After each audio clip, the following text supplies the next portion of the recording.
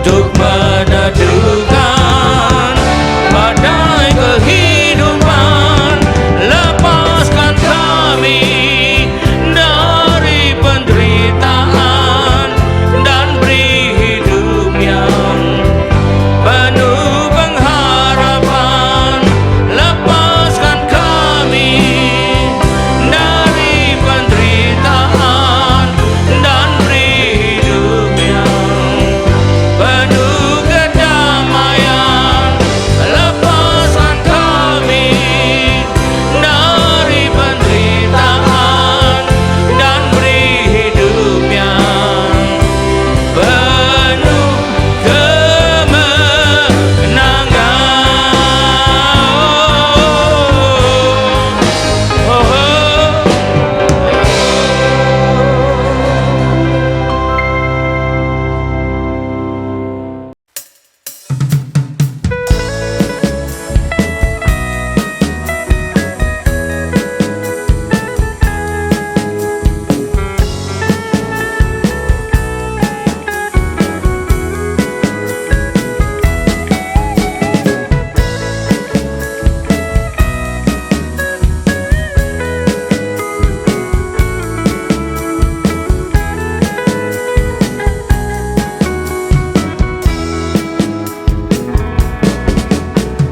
Yesus, Engkaulah penolongku. Hanya padamu-lah aku berharap. Waktuku dilanda duka dan nestapa, Kaulah Yesus penopang hidupku. Yesus, Engkaulah penyembuhku. Apapun penyakit yang menimpaku, oleh kuasa bilur-Mu ku jadi sembuh. Tiada yang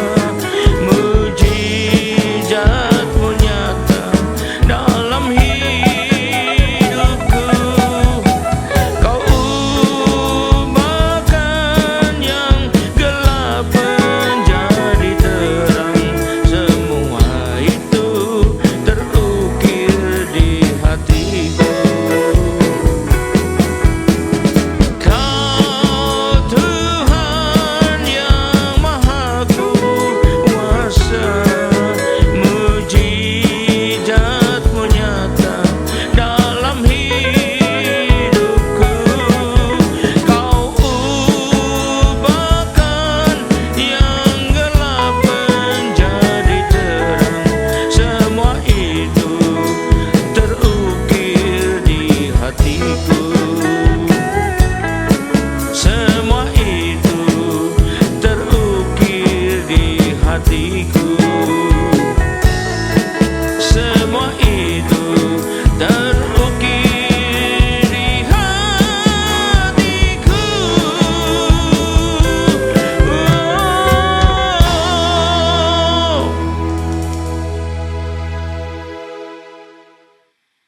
Shalom, selamat berjumpa kembali saudara kasih Tuhan. Kita kembali persiapan diri kita untuk masuk dan terima firman Tuhan.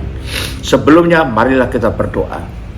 Terima kasih Tuhan, kami umat-Mu siap menyambut firman-Mu.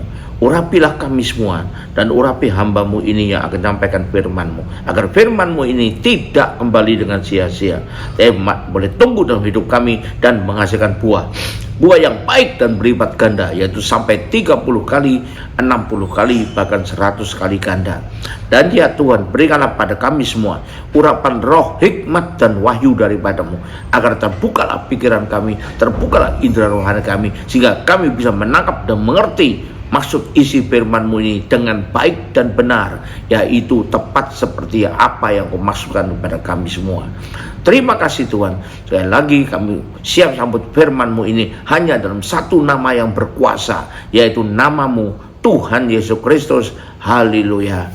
Amin. Nah sekali lagi salam kasih Tuhan. Mari kita segera siapkan diri untuk menerima firman Tuhan. Tema dari firman Tuhan pada hari ini saya pilihkan yang bertemakan bijaklah dalam mengambil keputusan, ya. Bijaklah dalam mengambil keputusan. Artinya jangan sampai kita mengambil keputusan yang keliru. Nah, dalam kehidupan ini manusia itu umumnya dihadapkan pada suatu yang disebut mengambil keputusan. Bahkan katanya suatu penelitian atau studi pernah mengatakan bahwa dalam satu hari orang itu atau manusia itu dihadapkan pada pengambilan keputusan dan banyak kali, ya, banyak kali harus mengambil keputusan. Nah, walaupun memang cukup banyak keputusan yang dampaknya tidak signifikan, ya, dalam hidup ini. Misalnya, artinya tidak terlalu mengaruhi kondisi kehidupan berikutnya. Karena itu misalnya dalam pertama, milih pakaian di lemari, itu milih juga, mengambil keputusan juga mau pakai yang mana hari ini. Nah itu tapi tidak terlalu mengaruhi kehidupan berikutnya untuk dipakai. Atau milih makanan, milih masakan yang akan dimakan, akan dibeli. Nah ini juga pemilihan, pengambilan keputusan juga, tapi tidak terlalu berpengaruh, ya. Jadi kalaupun salah ngambil keputusan, aduh ternyata nggak enak yang di situ, ya besok jangan beli situ lagi, beli tempat lain aja, gitu aja kan. Atau milih buku atau bacaan yang mau dibawa, yang mau dibaca.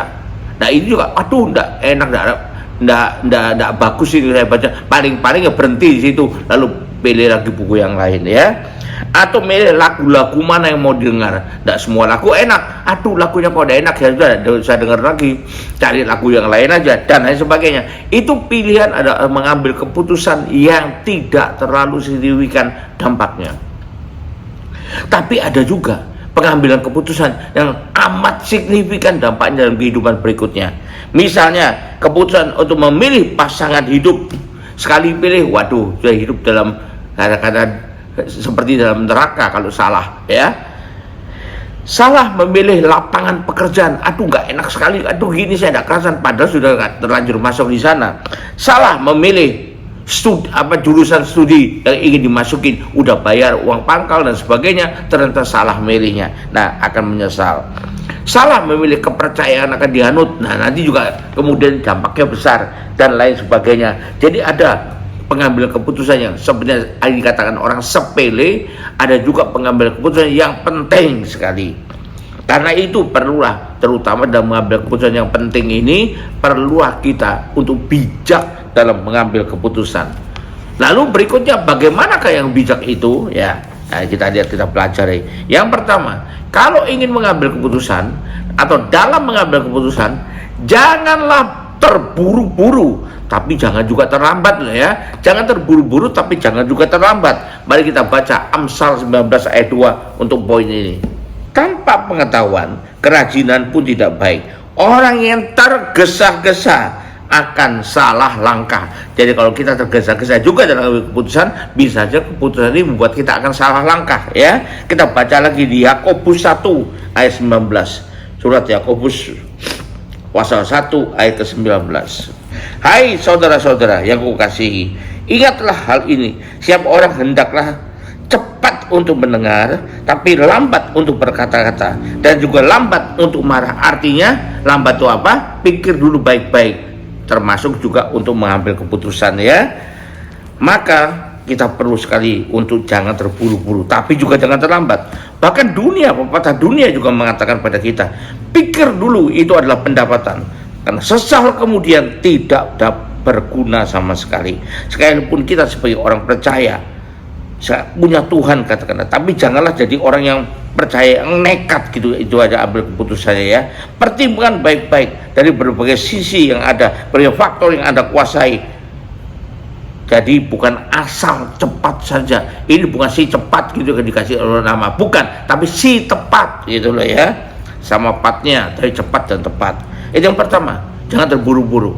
Yang kedua, yang terutama sekali dalam hal ini adalah minta petunjuk Tuhan ya. Minta petunjuk Tuhan. Mari kita baca Mazmur 5 ayat 9. Yang terutama sekali adalah minta petunjuk Tuhan. Mazmur 5 ayat 9.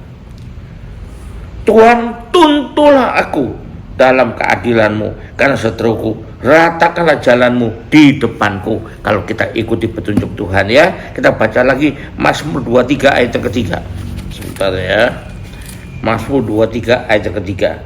Ia menjagarkan jiwaku, Ia menuntun aku di jalan yang benar oleh karena namanya. Jadi tuntunan dari Tuhan itu penting sekali, karena itulah biasanya atau yang pasti buat kita berjalan di jalan benar, artinya mengambil keputusan dengan benar asal kita betul-betul mengikuti tuntunannya ya. Jadi kalau ditanyakan, ada yang bertanya, mengapa demikian? Mengapa harus minta petunjuk Tuhan? Karena pertama, menunjukkan itu, membuktikan bahwa kita ini betul-betul orang yang mengandalkan Tuhan. Kalau kita mengandalkan Tuhan, ya kita minta petunjuk Tuhan dong. Karena Yeremia 17 ayat 7 mengatakan, diberkatilah orang yang mengandalkan Tuhan dan menaruh harapnya kepadanya ya. Yang kedua, dengan kita minta petunjuk Tuhan, bahkan selalu minta petunjuk Tuhan. Kenapa? Itu karena kita tidak tahu dan tidak tahu bagaimana masa depan itu, apa yang ada di depan kita tidak tahu ya. Tapi hanya Tuhan yang tahu, bahkan bukan cuma tahu, yang berkuasa atasnya ya. Kita baca Mazmur 31 ayat 16. Untuk poin ini kita baca di Mazmur 31 ayat 16. Masa hidupku ada dalam tangan-Mu, lepaskanlah aku dari tangan musuh-musuhku dan tangan orang-orang yang mengejar aku. Jadi pada waktu kita menghadapi musuh atau dikejar-kejar orang, bukan kita sendiri ngambil keputusan harus begini, saya harus begitu, tidak. Tapi kita bertanya, minta tuntunan Tuhan, karena hanya tangan Tuhan yang bisa melepaskan kita dari semua musuh kita ya. Supaya jelas sekali, kita lihat lagi untuk poin ini, Amsal 16 ayat 9. Hati manusia memikir-mikirkan jalannya ya, ini mau ngambil keputusan jalan mana yang tempuh, tapi Tuhanlah yang menentukan arah langkahnya. Jadi perlulah kita minta petunjuk pada Tuhan. Itu adalah ayat-ayat untuk poin ini ya. Itu yang kedua, perlu sekali berarti kita harus bertanya pada Tuhan, minta petunjuk Tuhan, dan banyak berdoa kepadanya, dan minta bimbingan dan petunjuk dari Roh Kudus untuk kehidupan kita. Contohnya Daud, sedikit-sedikit minta petunjuk Tuhan, sedikit-sedikit bertanya pada Tuhan. Itu adalah contoh teladan yang bisa kita tiru. Itu poin kedua. Poin ketiga, jangan sampai kita terpengaruh dalam mengambil keputusan ini dengan pendapat orang lain, bahkan orang banyak sekalipun, suara orang banyak sekalipun itu suara orang banyak, dengan kita gitu saja kita ikutin ya. Jangan mengikuti suara orang terbanyak, karena itu belum tentu juga benar. Kita lihat bagaimana ya pada waktu Tuhan Yesus diadili oleh Pontius Pilatus, Lukas 23 ayat yang ke-15 sampai 24. Dan Herodes juga tidak, sebab ia mengirimkan dia kembali kepada kami. Sesungguhnya tidak ada suatu apapun yang dilakukannya yang setimpal dengan hukuman mati. Ini pendapatnya sebetulnya. Jadi aku akan menghajar dia lalu melepaskannya ya. Sebabkan ia wajib melepaskan seorang bagi mereka pada hari raya itu. Tapi mereka orang banyak berteriak bersama-sama, enyahkanlah dia, lepaskanlah Barabas bagi kami. Barabas itu dimasukkan ke dalam penjara berhubung dengan suatu pemberontakan yang terjadi di dalam kota dan karena pembunuhan. Sekali lagi, Pilatus berbicara dengan suara keras kepada mereka karena ia ingin melepaskan Yesus, kehendak dia itu, keputusan dia sebetulnya. Tapi mereka berteriak membalasnya, katanya, salibkanlah dia, salibkanlah dia. Kata Pilatus untuk ketiga kalinya pada mereka, kejahatan apa yang sebenarnya yang telah dilakukan orang ini? Tidak ada satu kesalahan apapun yang kudapati kepadanya yang setimpal dengan hukuman mati. Jadi aku akan menghajar dia lalu melepaskannya. Tapi dengan berteriak mereka, orang banyak itu ya, suara orang banyak itu ya, mendesak dan menuntut supaya ia disalibkan, dan akhirnya mereka menang dengan teriak mereka. Lalu Pilatus memutuskan supaya tuntutan mereka dikabulkan. Nah, ini keputusan diambil hanya karena suara orang banyak ya. Jangan sampai kita terdesaknya suara banyak, tapi suara kebenaran yang harus kita ikuti ya. Apa kebenaran itu? Itulah firman Tuhan ya. Matius 7, kemudian kita baca lagi ayat 13. Pintu yang sesak itu, karena lebarlah pintu dan luaslah jalan yang menuju kepada kebinasan, dan banyak orang yang masuk melaluinya. Jadi kalau cuma ngikuti orang banyak, jangan-jangan kita masuk di pintu yang demikian ini, pintu menuju kepada kebinasan. Ini peringatan dari Tuhan. Dunia juga mengatakan loh ya, yang banyak belum tentu benar. Walaupun ada juga yang mengatakan suara terbanyak dianggap sebagai suara Tuhan. Jadi yang penting buat kita adalah bijak, jangan sekedar mengikuti suara orang banyak saja, tapi ikutilah kebenaran itu. Tapi bagi kita orang percaya, tetap saja yang dari Tuhan, atau petunjuk Tuhan, atau pimpinan Tuhan, atau tuntunan Tuhan, atau firman Tuhan lah, itulah yang mutlak pasti benar. Itu poin ketiga. Poin keempat, jadi kita supaya bijak dalam keputusan, janganlah kita miskin informasi, miskin pengetahuan, jadi tidak punya latar belakang yang baik untuk dalam mengambil keputusan. Di sana perlunya peran pembantu dari ilmu-ilmu pengetahuan. Cuma peran pembantu loh ya, bukan peran sentral loh ya. Peran pembantu dari ilmu-ilmu pengetahuan yang kita miliki, yang menopang pengambilan keputusan yang kita ambil, sehingga keputusan kita lebih lagi bersifat komprehensif, integrated, dan bahkan strategik. Dan Tuhanlah yang memberikan hikmat. Jadi jangan pandang enteng, wah buat tapi duniawi itu, aduh. Memang kita minta tuntunan Tuhan, tapi dalam melakukannya perlu juga dibantu oleh pengetahuan-pengetahuan lain yang ada di dunia ini. Dan pengetahuan itu datangnya dari Tuhan juga. Hikmat itu dari Tuhan datangnya. Mari kita baca Amsal 2 ayat 6. Karena Tuhanlah yang memberikan hikmat, dari mulutnya datang pengetahuan dan kepandaian dari Tuhan ya. Kita baca lagi pasal 3 ayat ke-13. Berbahagialah orang yang mendapat hikmat, orang yang memperoleh kepandaian ya. Baca lagi pasal 5 ayat 1.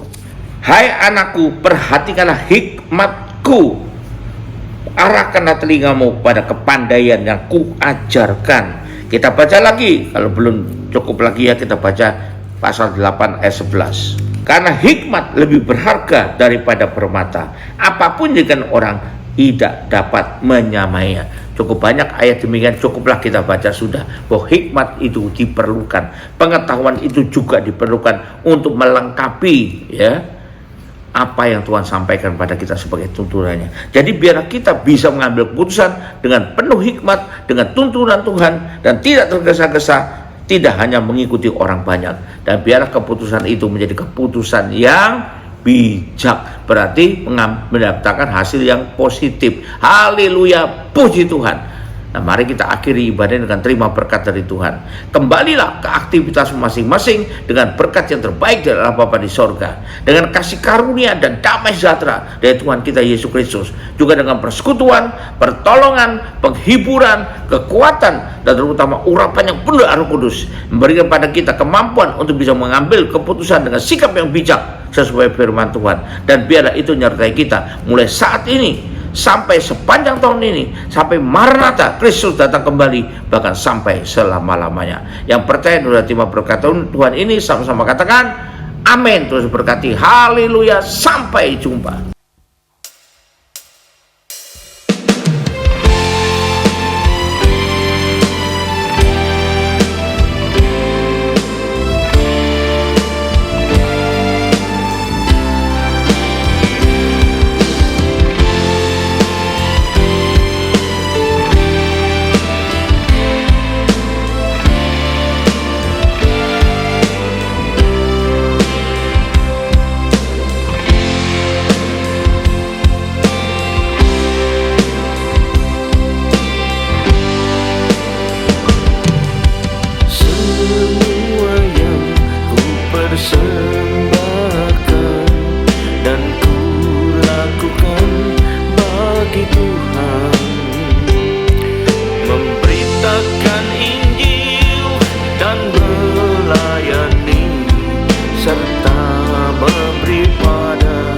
yang tak